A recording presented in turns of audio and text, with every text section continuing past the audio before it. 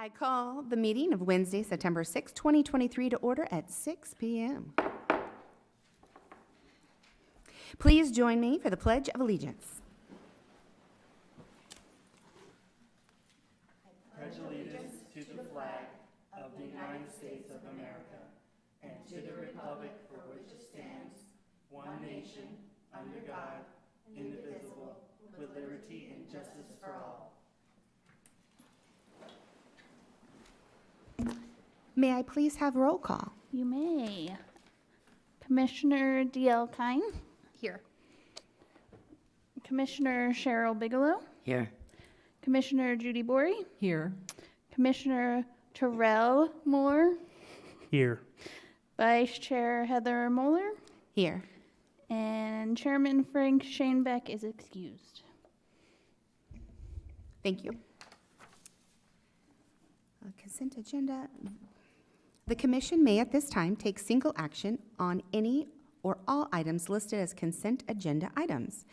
Any member of the commission may remove any item from the consent agenda for discussion and cause a separate vote on the matter later in the agenda. Do I have a motion?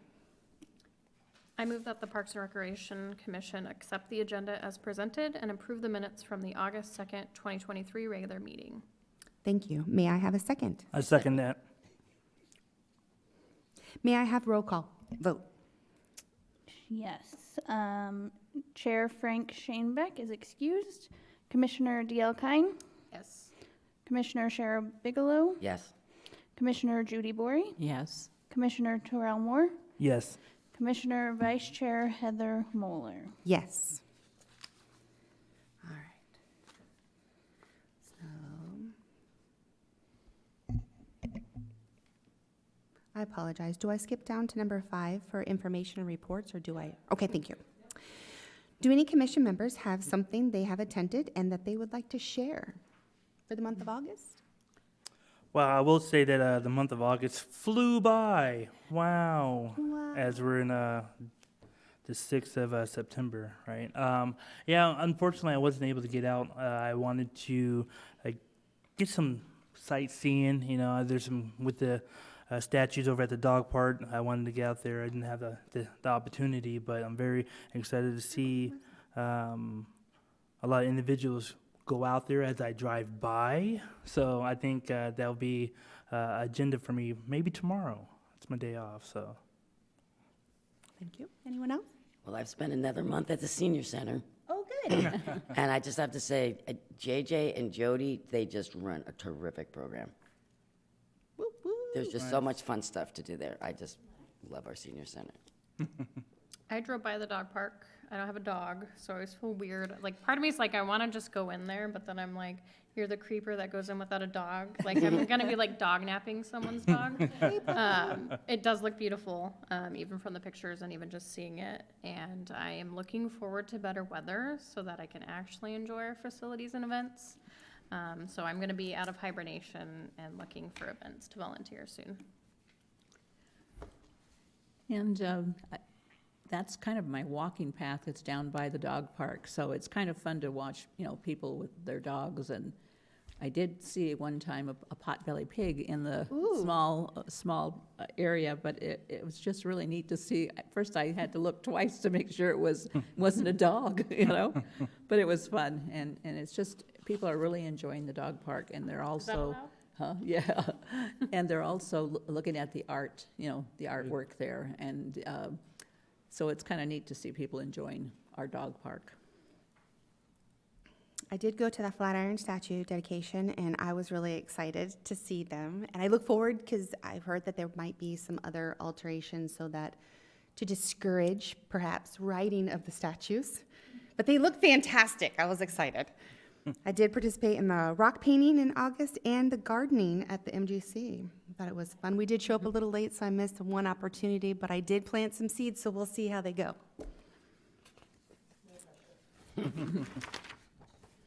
All right. Moving along to number 6, staff report. Liz and Jamie, please give your staff reports. All right, thank you. So I just have a few items to share in parks and facilities. Let's see. First off, I just wanted to note that our assistant, he's not new any longer. So Assistant Park Ranger Supervisor Mark Jones is joining us today. And so he'll just kind of give a good way. Yep, just stand up and and so, and he's here joining, you guys have seen Kelly, our park ranger supervisor, for multiple visits, but Mark is joining. He's doing an all-dayer today. He's been doing park ranger interviews and helping Kelly out with a lot of that stuff, and then coming out tonight so that he can kind of see how the Parks and Rec Commission goes. Mark Jones is kind of handles the evening supervision, so he's here in the late afternoon into the evening hours, and so something that we really needed for Kelly. He was doing all 7 days out of the week being the on-call guy, and it's been awesome having Mark. He has jumped right in and is doing a whole lot of things just to, keep contributing to improving our department, and we're super happy to have Mark with us. The next, so kind of on that same topic, so we did get one net new park ranger budgeted for this year, and so that position is dedicated to homeless transient issues as well as open space and trails. We've not really had anybody dedicated to Silly Mountain or any of our trail areas, and so George Foster, who is one of our current full-time folks, wanted to move into that assigned role, and so he's doing that. That's a daytime position, and so then we are filling the vacant spot there. So we're super excited. We had 3 really great candidates today, 1 full-time and then 2 part-time that we'll be making job offers to. And we hope that they get through all the process and everything goes well, but we're down technically down technically 2 positions, 1 full-time and 2 part-time right now. So that'll help us to be able to have fully functioning with some of the new plans that we have to address. I know we mentioned multiple times that you wanted me to bring back, share a little bit of an update on the Veterans Memorial Park signage. So first of all, this project has taken a lot longer than we'd like. Don't get excited, this isn't actually in, this is the rendering that they had done for us. So as we talked to the veterans organizations, they wanted something that was similar to the dog park sign, something nice and something that really stands out, letting people know they're at the Veterans Memorial Park. There is actually a monument sign over here at the entrance, but it's a little bit harder to read, and this is on the corner, similar to the dog park. And so since last year, we have been trying to get contractors to bid on this one, and it was really high, so in the $40,000 range. And we finally, right now, we're currently out for bid, or out for quotes, and we do have one that is within our budget. We're just waiting for all 3 of our quotes to come back before we make a final decision. But that's where we're at on it. So it's going to be identical to the Dutchman Dog Park on the other side, but a little bit different of coloring to represent Veterans Memorial Park. The vets groups that we had worked with had kind of helped us to decide what we wanted to add there. Try not to get too caught up on this whole thing. It's a little hard in just a 2D rendering.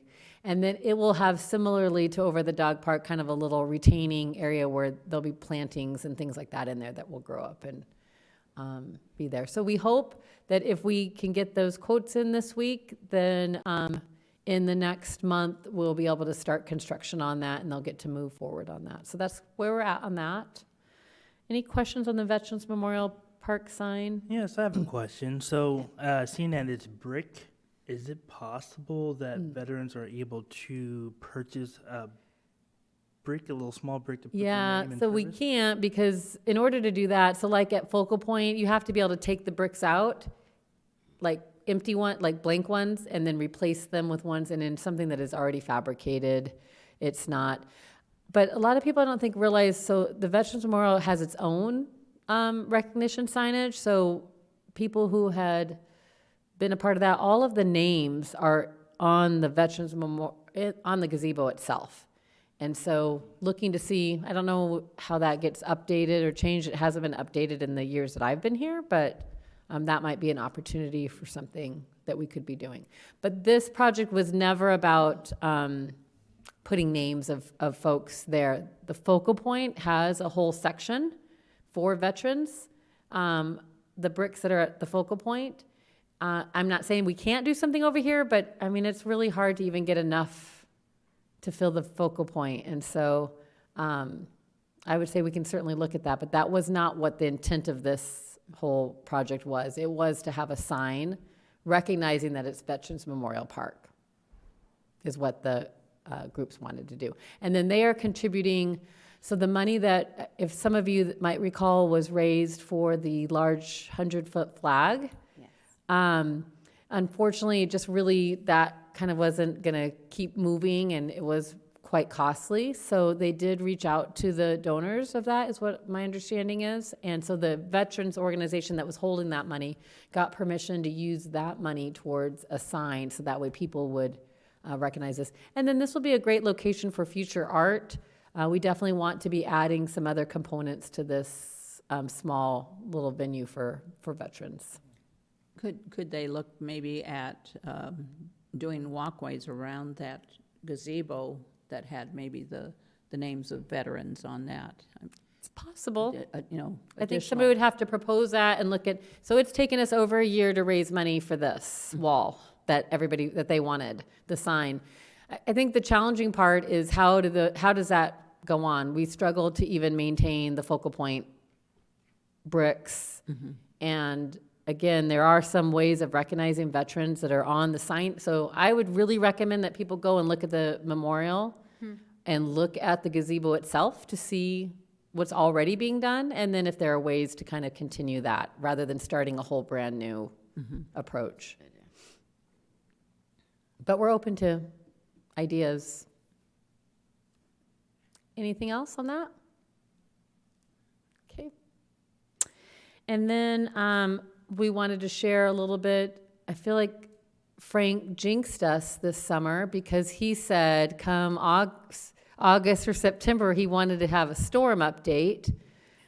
And I said, we hope we didn't have a storm, but we did. So let me go to it. All right, here we go. We can blame Frank. So it's going to go to the worst pictures first. That's just how they are in this photo album. I'm sorry. Hold on. I want this to be, maybe that's how it goes. So City Hall, we did have quite a few. This is the same vehicle here. And actually, Mark Jones here with us today was heavily involved in helping individuals, helping us to secure park areas, move limbs out of the way, along with, did I say that wrong? I did. Sorry, it was Jake Olafson and Aaron. In my mind, I was with you, Mark, and I don't know why. So when you're not there, you even feel like you're there. So that's good. Let's see. Oh, how is that come? Oh, it's in that same folder. What happened here? Hold on. That's not part of this. Okay. Jamie fixed the storm. This isn't how photos normally work for me. Okay, here we go. Ooh, golly. So just showing, this one is at the dog park. So that evening, this tree uprooted and it took out part of the fence. So we've secured that fence so that we could open. So really quickly, on the night that we had this storm, we had, I would have to say it was somewhat of a microburst, definitely something that came through in an area and did some serious damage, uprooting trees. What I will also share, and our guys have really been struggling, we have hundreds of trees. And a lot of our native trees really, they have a shallow root system, and so lots of thinning and all of that is required. There really aren't cities that have the manpower to be able to do that of the hundreds of trees that they have. So, I mean, we might have had a few more if some of these were trimmed a little bit more, but truly it was a storm that kind of came through, and really there's some that were plenty thinned out and they were just literally pulled out of the ground. So this was our construction site, so it knocked over and took out all of our fencing. So again, that just kind of shares with you how this was, just how powerful it was and the types of things that it moved.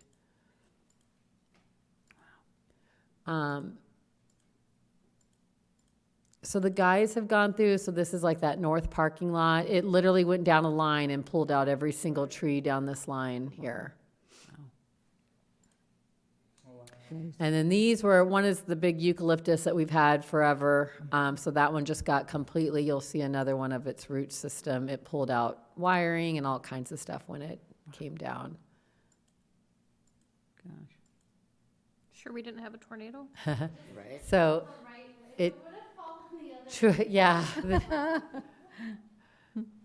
And then this is over at Prospector Park. So just really tragic. And, you know, as you think about desert trees, you know, they're really, in the desert, they're not trimmed up. They're not on a one stalk with trimmed up leaves. But in order to be by our sidewalks and to be able to walk under them, they have to be trimmed up. And so they just are not the way they are in nature. So if you were to look at the desert in that same area, these leaves are all the way to the ground. That gives it a whole bunch more mass to be able to withstand some of that wind. So we really struggle. Every major storm, we lose a little bit of trees, but this one was really bad. So we lost 6 on the south side and 20 trees on the north side. And that's not including the ones that probably had to be pruned beyond beauty. So like taking them down to whatever the lowest, you know, limb that they could, and then we'll hope to see how they'll bounce back. 140 man hours in that next day's cleanup, in addition to contract workers that we had to call out to kind of help to get to get City Hall and some of the others areas cleaned. So that was a pretty devastating storm. And then my last one, you already saw the picture of Jamie. Now I don't know where it's at. Someplace. I had taken a few, that's where it's at. I had taken, so first off, just as a reminder, this is what the building is going to look like. So here's the fitness walking track is in this part of the building. And then underneath it was open air. And now underneath this area is our storage. And then this is where the offices are going to be. And then this is the fitness deck up here. These windows are a little misleading. They're not quite as big and all the way to the ground as that. And then I had tried loading the rest of my pictures, so sorry, this is all you get to see. But I would definitely recommend, going down to that end just to kind of see where they're at. The roof is in place. You know, we got to walk all in here. They've polished the floors for the areas that are going to be polished concrete. And they'll be getting the fitness deck on soon. Just wanted to kind of let you know, so we were getting a little behind schedule due to many different factors, but they've caught up. So right now we are back on track for being the end of December as a move-in date, which is really ideal for us because it slows down a little bit. We have a little minor break between major events. So we're really happy about that. But we will try to organize maybe a tour over at the Multi-Gen Center. You guys can kind of look at it. Maybe once we get walls up would be a good time. It is easier to envision now even, but I think once all the walls inside separating the offices are up, that would be a good time for us to do a little tour. And then questions? How many total offices are? So we have 8 individual offices. Several of them can be converted to 2 people, as we tend to do in Parks and Recreation, is double up with folks. And then we also have a lobby and a front counter that is Mary Smiley's office. It's not super private, but it still has a door, and she's still in a room with walls. And then our conference room, we have a small conference room, and it's set up to be potentially office space if down the road we grow. So it has a really nice storage area. It'll never be big enough for all the things that Riley and Jamie and the staff find for special events, but we're looking at solutions for that as well. And that's where people will sign up to attend classes? No, so they'll continue to go into the the Multi-Gen Center is where all of our staff are for registration. Mary handles all of our accounts receivable. It'll be our admin side, so that when people need to meet with me, they don't have to text me so that I can come out and let them in. They don't have to knock and hope somebody hears them down the hallway. We don't even conduct any meetings hardly over in our current office right now because people can't find us. So no, it's our administrative offices and all of our we are not changing a single thing for the public. They will all come into the Multi-Gen Center. It is our one-stop shop for facilities and seniors and MGC memberships and registration. We like everybody having a 5:30 a.m. to 9 p.m. place where they can do whatever they need to do. So, And super happy about What's that. happening to the old buildings then again? Are they being, They'll get demoed. and then what's gonna happen to that area? So the city they did a space needs assessment last year for all of the growth that's gonna be happening. And so this year, I think the plan is to take that report, and they're doing their master planning, kind of a new capital improvement plan of PD needs to expand. There's some different things that are happening, so they'll start working through that Oh, process. so do you foresee like another building, not like additional parking? It definitely won't be additional parking. The problem with parking is nobody wants to park farther than right in front of the MGC. We have lots of parking. None of it gets yeah. filled. So they just have to walk all that way. Well, it was a But there'll question be I was lots of asked to different ask, things. so. Oh, okay. So all the parking that's in front of it will stay there. Everything that already currently serves the MGC is gonna stay, and the IT, but that area over there, nobody parks over there. And it will stay there for a while. The buildings are just getting demoed right now. So, well, in February or so, March. Any other questions? That concludes my report. Can we And bring sledgehammers to demo? yes, ourselves? I know, we have talked about that. Little cages to give yourself a pet. It could be a team build, team demos, team build.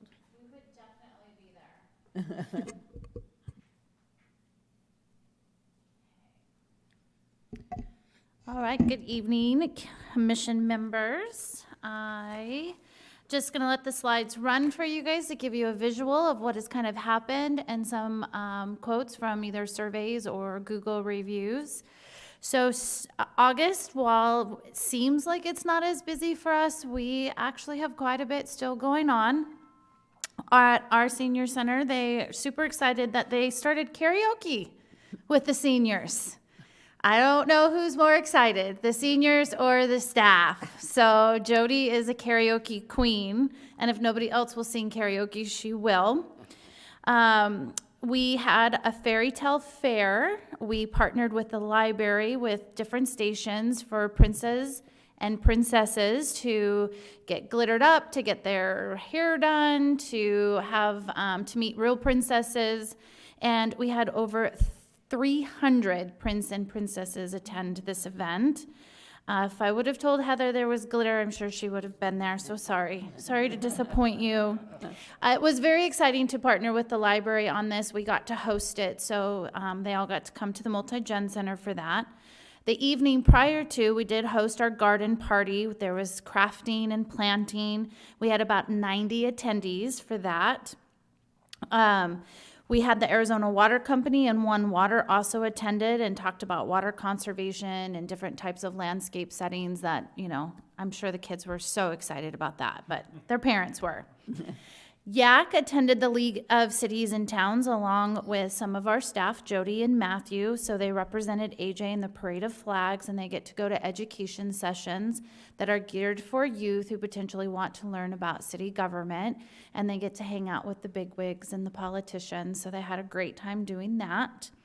I was surprised not to see Terrell and his family at Bingo. They hosted that in August, the Multi-Gen Center. Were you there? I didn't think so. So over 200 bingo players were there. Remember, these are for families, so it is not cash prizes. Prizes are board games and Multi-Gen Center memberships and things that are related to families spending time together. And so far, all of these things that I've mentioned were completely free to the public.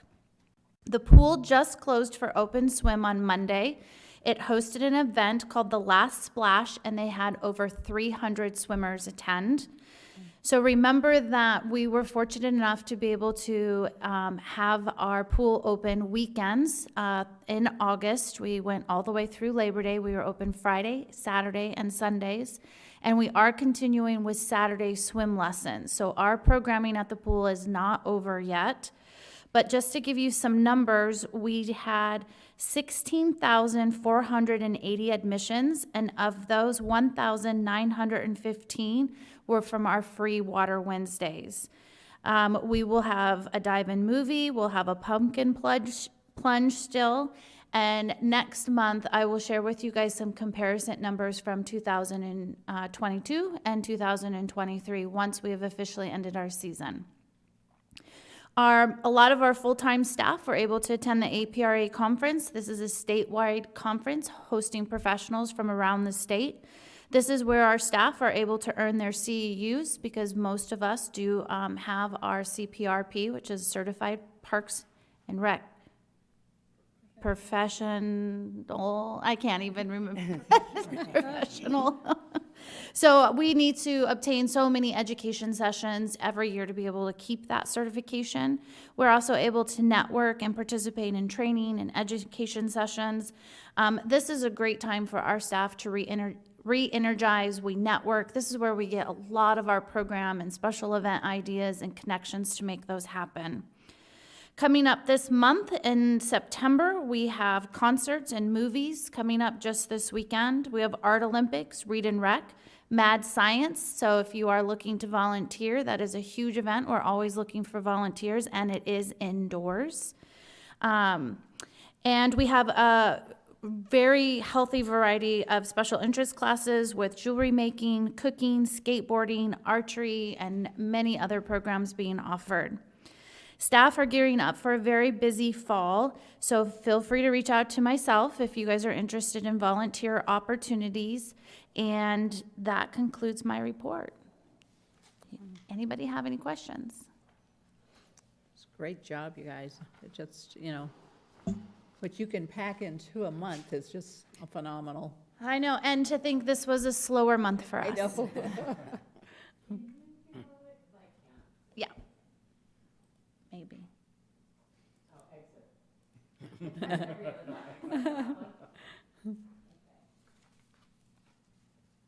All right, so we're going to got number 7, old business. Next to old business, we're the discussion and approval of the final draft of the Parks and Recreation Strategic Plan presented by Riley King.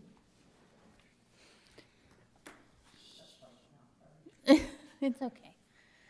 So here is our final draft. Their only changes that were made from last time that you saw it were grammatical errors, and a few formatting. We haven't added or changed any wording or anything like that. So this is the exact same one that you saw, just a little bit prettier. There is 2 things we're gonna change color-wise, but nothing nothing word-wise in here once you guys approve it. So, do you guys have any questions, comments, concerns on our final? I'm assuming on the next page, the red will be changed. Yes. That's The one of our only thing I colors. saw.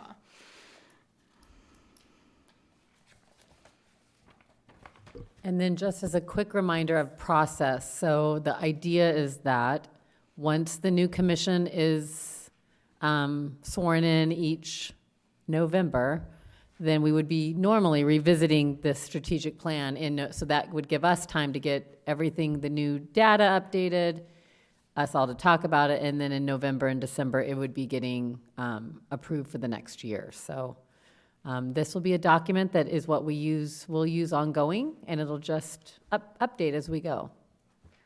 There is one bigger update. We did get this map updated, so it's a little easier to read. Yeah.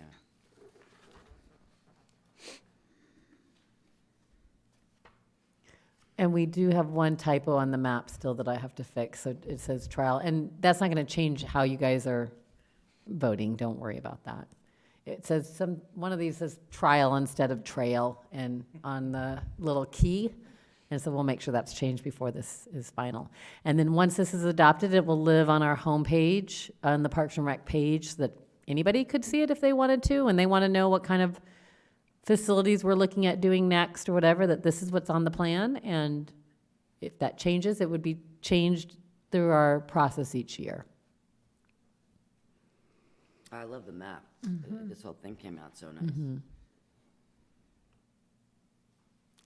And then just for the audience's purposes, we have been discussing the strategic plan for about a year now. We did a survey last fall, and then the commission has gone through all of the components that ended up being put in here, and then we've been kind of reviewing the format for the last 3 meetings or so. So We've had lots of looks at this. And again, this is our very first one, so that makes a lot of sense. We want to make sure that the document is what we want to live beyond this. I think it's a great foundation, and we can build off it each year. And so if you don't have any questions, then you guys can Go ahead and vote. decide to approve or do whatever you need to do. All right, well, thank you, Riley, for the presentation and updates. And since there's no more discussion, correct? Don't see anyone? Correct. We will vote on this item. Do I have a motion?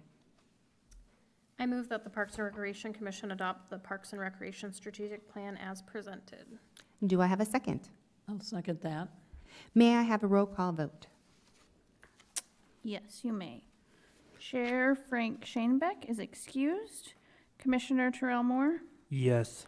Commissioner D.L. Kine, Yes. Commissioner Cheryl Bigelow, Yes. Commissioner Judy Bory, Yes. Vice Chair Heather Moeller. Yes.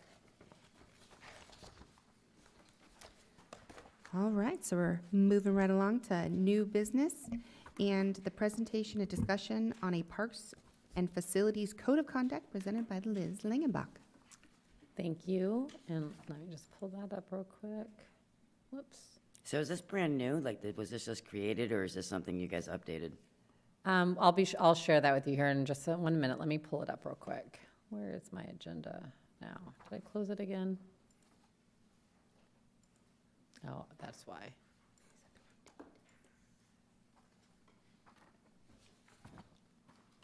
Oh, yeah. So we shared at the last meeting in the parks portion of our staff report that, as I think we've talked about multiple times, we have a lot of ongoing issues in our parks and, well, in particular in our downtown park at Flatiron and occasionally in some of our other facilities. And so similarly to other programs and facilities, looking at what are the behaviors that we really want to see there. And so we've done a lot of working with city council, the police department, our park rangers have been involved in multiple different task groups, trying to figure out what are some of our solutions.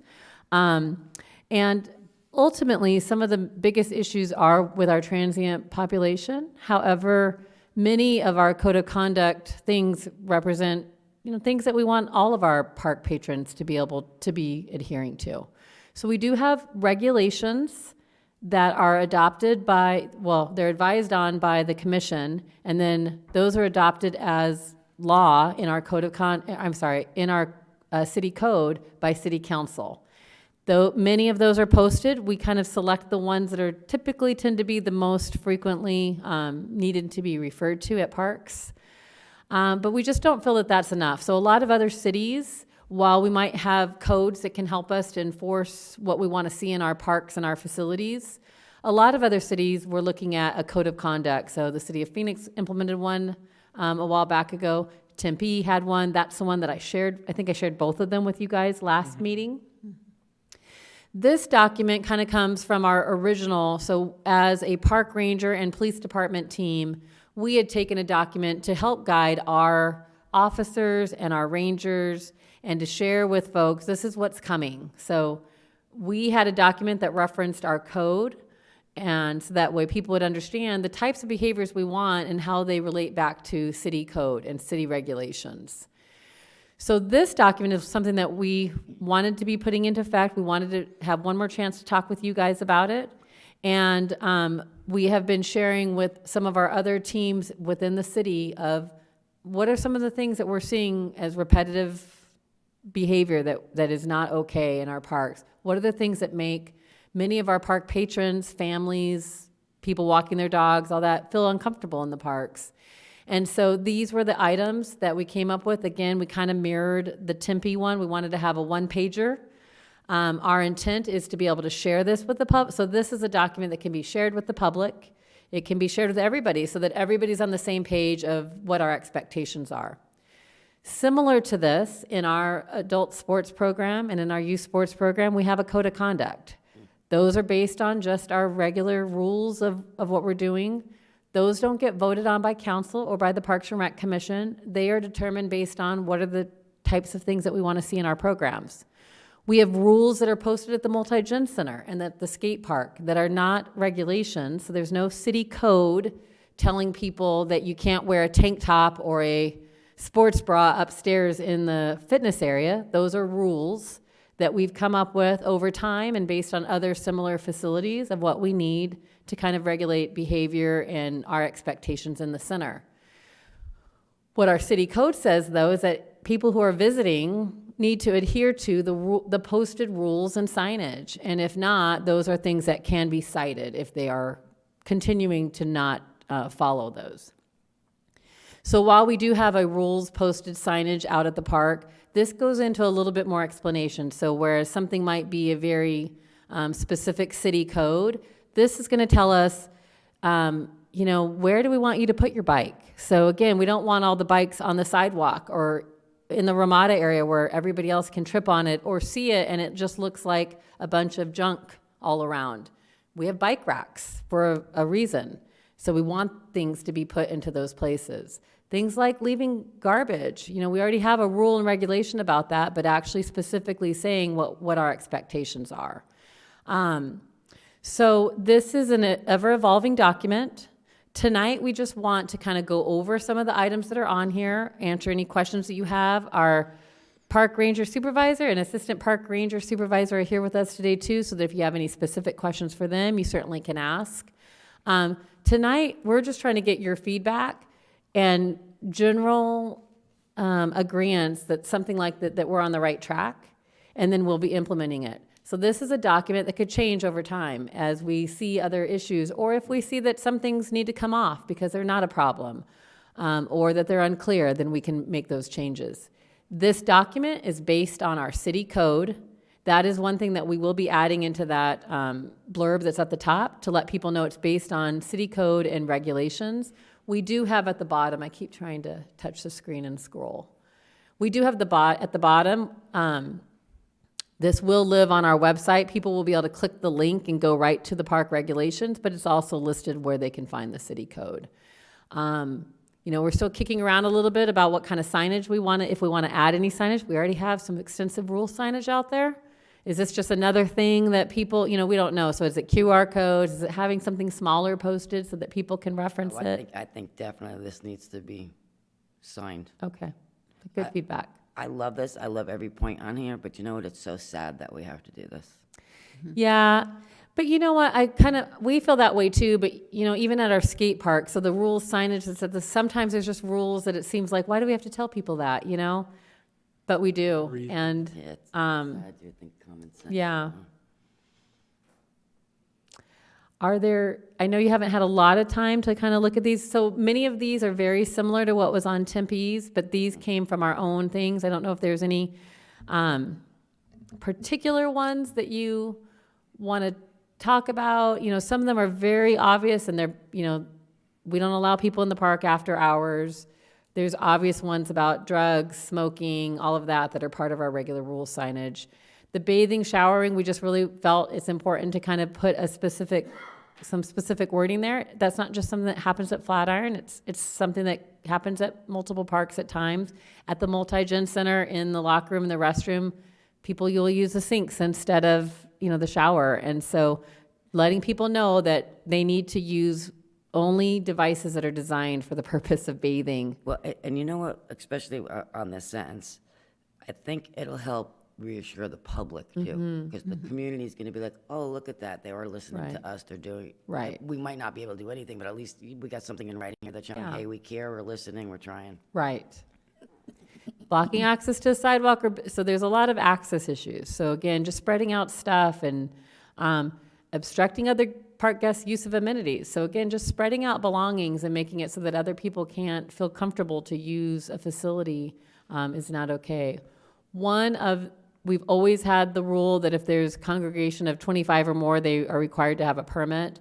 One of the things that we talked extensively about with PD, city management, and our park rangers and even our facility reservations folks is having a limit for the use of ramadas. So again, nobody should be able to monopolize a amenity.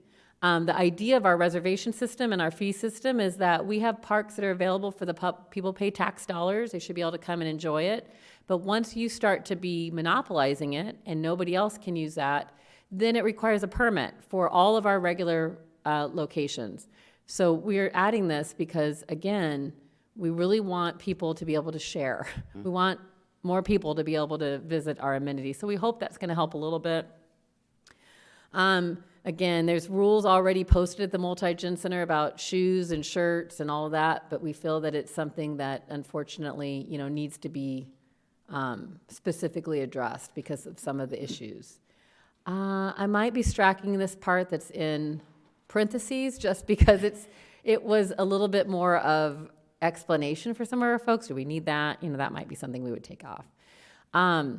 Bringing into a facility and leaving garbage, debris, junk, furniture, appliances, structures, anything that does not belong there, we get that. Mark and the rest of our team, all evening, all weekend long, they're removing things from washes and from different locations that were left there. We have added this area. Would love your feedback after we get through all of these. Collecting, distributing, or leaving food or other items unless associated with an approved special event. So we have some fabulous resources in our community. We have a lot of churches, Salvation Army, Genesis, a lot of places that are there to share food and clothing and other amenities. It's really not okay that those are getting left at the park. So a lot of folks want to just have a meeting place for individuals to come and meet up and get cell phones or to get food. Or we have people that just literally pull up, go and drop a bunch of boxes of pizza. And while that is super kind, the garbage is left there. That's a health problem. It is not, we don't know how long it might stay there and if somebody were to eat it. So there's a whole lot of health issues as well as garbage and other things. We really want people to look at using the resources in our community to help people who are disadvantaged versus just leaving things in the park. That's something that we're really trying to avoid. We might have events out there, though, that are going to be for collection of items or distribution. Those will come through our permitting process, and those will be done in a controlled way, so that way we know they're following proper health department codes and all of those kinds of things. Again, a few super obvious: damaging or vandalizing, bringing stolen property into a park, operating, riding, or working on. Here's one that we're going to kind of split apart a little bit, I think. So we were having people that were daily working on all their bikes, and then everybody came and they were working on bikes. And again, that's not what the purpose of the park is for. It leaves oils, it leaves a lot of things that are not safe to be there. So that's something that we're specifically sharing is not allowed. Rangers have already implemented that, and everybody has done a pretty good job of adhering to that. The other part, though, and we're trying to word this in a way so that we do have bike riders, obviously, in our trails. At Prospector and Superstition Shadows, those are much bigger facilities, so people will come and ride their bikes through it. It was designed for that purpose. Flatiron is just a small event area. It doesn't have the same, it's not a track for riding bikes. It doesn't have that same ability. And so trying to word how we're going to share that, so that way it's known that that's not okay there. Certainly you can ride your bike to the park, but then it needs to be, locked up and put away safely. Bringing an animal into the MGC or their aquatic center or having animals off leash, again, part of our normal rules, but we're going to spell it out very specifically for individuals. Aggressive intimidation or harassment of patrons, city staff, any types of abuse or assault. Again, wish you didn't have to say this specifically, but urinating, defecating in a facility park anywhere except a toilet or urinal within a restroom. Those are the only places it's allowed, even if they're all full. Even if they're locked, it's not okay to use the other parts of the facility. And just so you know, this isn't just transient. Sometimes it's kids, and sometimes it's folks out at a sporting event that decide that the lines are too long or whatever. And so just putting that these are not acceptable things, and then using, did I have that twice? No. Profanity towards staff or interfering with official duties. So again, probably something we'll word a little bit differently. We've listed, and the other piece of this is to share what our expectation is, and then also to share what the consequences could be. So violations of the code of conduct or any illegal behavior, so any other behavior not listed here, because there's a full list in our code, may result in, we are listing several different things. It is at the discretion of the officer or the ranger, and I will tell you that we are very lenient. I mean, we try to really exercise kindness and helping folks, but there's a point where it's just too much. And so it could be a citation, it could be fines and arrests, it could be being trespassed from the facility.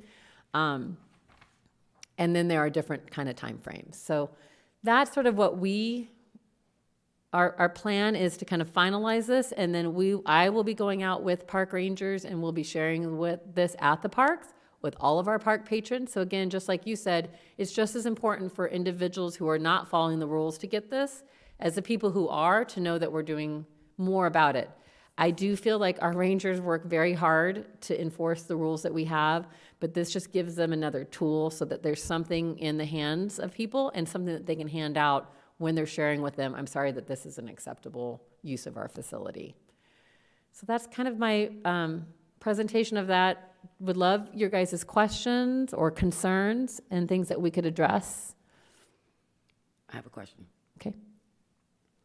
So I've come across, I know there's a woman, she comes through Multi-Gen with her little basket and her cards, and I've spoken with her, and they're affiliated with one of the parks out here. And they go hand out, like you said, pizza. They go hand out pizza. At the Multi-Gen Center or other places? No, at the little park right across from okay. Multi-Gen, at Flatiron, and I've come across others too. So my question, how do we stop that? You know, that actually might be another great thing for us to add to this, is our see something, say something. So we didn't add the number on here. Yeah, that would be a great thing to add. So we'll add that. We have started putting out our A-frame out in certain areas, but I think having our see something, say something campaign being out there, and it has the direct line to the park rangers that goes directly to the cell phones that they carry, and somebody is always carrying the cell phone. So Well, how do I handle that? You know, because you I would don't want to call a park ranger. So, like when I try to tell this lady, hey, there's Genesis down the street and there's Desert Chapel, like Yeah. don't even bother doing that. Just I think that if you feel comfortable letting people know there's other areas, but I think the best thing for you as a volunteer or as a commissioner to do is to notify the park ranger number is at the front counter at both counters, calling one of them and just saying, hey, this is what's happening outside, and then they'll go and take care of it if they're still there. Sometimes they're not, Right. But also if we visibly see them and we have volunteers or staff that see them multiple times, you can describe them, and then a park ranger can go find them on a different day and talk to them about it, so that way they know. So yeah, you personally, I would just say, I would recommend calling a park ranger for something like that. If they're breaking a rule in the center and that's part of your everyday responsibilities, we have lots of people, they should address individuals who are not doing what they should. Again, if that's part of your volunteer or a certain person's volunteer responsibilities, and then if they don't listen, they can escalate it to a supervisor. Does that sound about right? Okay. it's more, I guess, like as a community member, as a resident, like to try to educate these people, like, hey, just stop going to these parks and handing out Right. food and stuff. We do have resources. Yeah, and so we're actually adding that to some of our permitting stuff as well. So we've had multiple groups that have come and say they're having, might be thinking that we're having one thing, and we've had a few of these over the last year.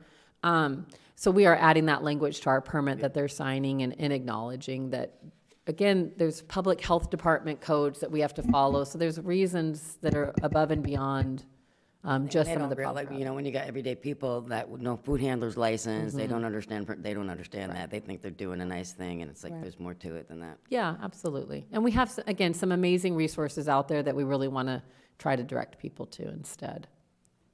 And I do think that once we share what those resources are and we educate them and explain that it really is for the health of those people, like, then a lot of them will understand that it's not, we just don't want it to happen. It's like, Right. no, we actually have all of these great resources. And we also want to make sure that we're protecting those people that they're not getting, you know, bad food, old food, or that it does get left behind and bring in animals or pests or, you know, whatever. And so most of the time people are understanding of that and they're like, oh, they can get 3 meals a day already at the Genesis. So go help support Genesis, volunteer there, donate food there. So that way it's funneling through those right resources. Okay. Riley, will you also add to your list the See Something, Say Something campaign? I think beyond our A-frame, we really haven't done a lot. And then on that sign that we're doing for Ramada reservations tags that we're already updating, maybe we can put that small at the bottom. I know it's getting busy and whatever, but maybe we can look at that and see how we can add that in. So, What else? so the rangers, and I guess this goes to Kelly, you write the citations out, or how does that work? Do you want to come up and just tell them kind of the process, if somebody, you know, kind of the process we go through? Citation is usually last resort, but yes, our park rangers are, it's there. Yeah, it's, our park rangers are given the authority to issue citations, so we do issue citations as well as a court date. We try to educate first with verbal warnings, and then we move on to written warnings with trespass, and then finally, if it continues to happen, we end up citing them, and they will have to go to court. Keep in mind that if something is a more serious nature, it probably will go right to citation or PD calling in an arrest. So again, for some of the things that don't feel like they're, you know, immediate danger, immediate serious things, we try this process. But there are times when it goes immediately to the highest level. I will say that reading it shows a lot as what we're trying to do in the community as we're working together. Unfortunately, there are small things that, you know, we have to kind of look out for, but this is all thumbs up. I really do appreciate all of us coming together to create something that will make a difference. It allows family to come back out if they didn't want to come out for certain reasons. It really shows them that we're making a stand. So kudos. I will add that I like versus the Tempe one is that it's just not permitted. Makes it easier to read, because I know with the Tempe one, I was like, what is this? Oh, it's provision and a prohibition. And I was like, okay. So I think it looks really good. Appreciate all the hard work. All right, so we're going to move along? Yep. Okay. So it looks like it's called to the public. Is there any public who would like to speak? No, I don't have any takers. All right. Okay, then how about, does anyone have any items that they would recommend to adding to the next agenda?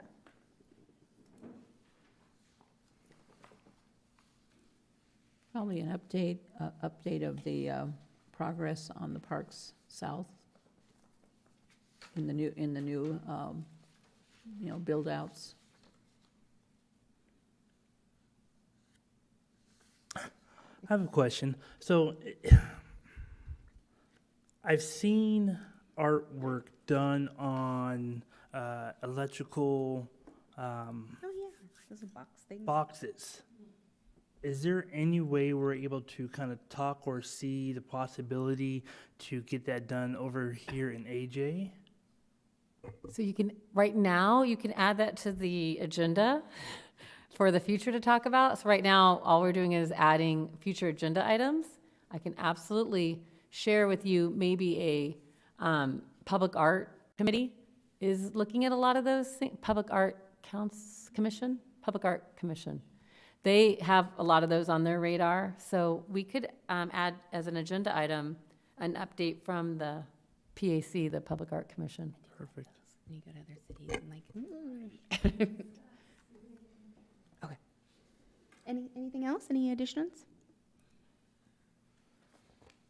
All right. So then the next section of the meeting are dates, and I do want to update that. October 5th is a Thursday. No. Yeah. I was excited because I was like, that's my mom's birthday. And then I'm like, wait a minute, mine's on a Saturday. And then Tyrell over here, he's like, oh. Changing it to October 4th, whoever does the motion. Thank you, Heather.